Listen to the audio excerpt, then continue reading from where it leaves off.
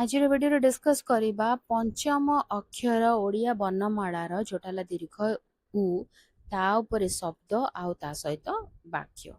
प्रथम शब्दटी होची उणा। कौनसी कामरे चेष्टा उणा करबा उचित नुहे। सेकेंड उरु। महाभारत युद्धरे भीम दुर्योधनक उरु भांगिथिले। थर्ड उर्मी। समुद्रर उच्च उर्मी देखिबाकू बहुत सुंदर लगे। फोर्थ ऊर्ध्व। रॉकेट आकाशर ऊर्ध्व दिगकू गति कला। फिफ्थ ऊसर। ऊसर जमीरे फसल भल हुए नाही। सिक्स्थ उन। 40 रु 1 उन हेले 39। सेवेंथ ऊर्जा।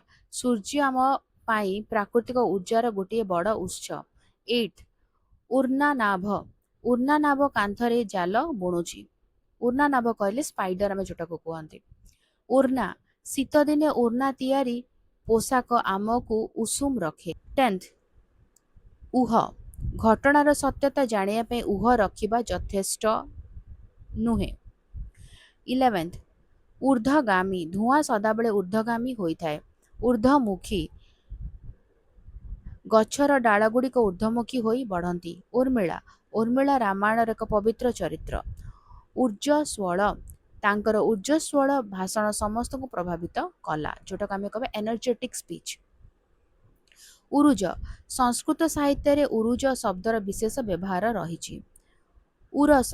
योद्धा जनक उरसरे बाण बाजिबा सत्वे लढ़िले। उरस कहले चेस्ट। उर्मिमाली। उर्मिमाली समुद्रर अन्य एक सुंदर नाम।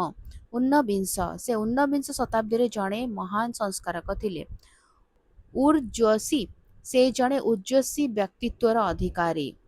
ऊनविंश संस्कृत रे 19 को ऊनविंश कुहाଯାଏ।